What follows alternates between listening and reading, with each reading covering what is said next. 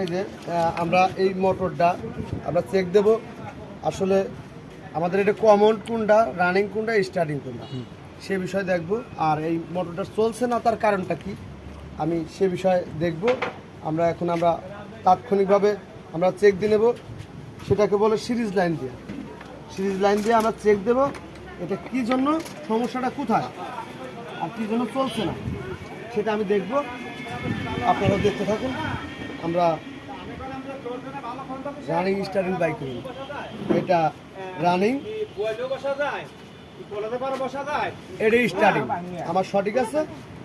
আর এটা কোনো বডি আছে কিনা তার জন্য দেখার জন্য মোটর সাইকেল করো, এদিকে দেখো, এটা দেখেন বডি নেই, তার মানে আমার কয়েলটা সঠিক আছে।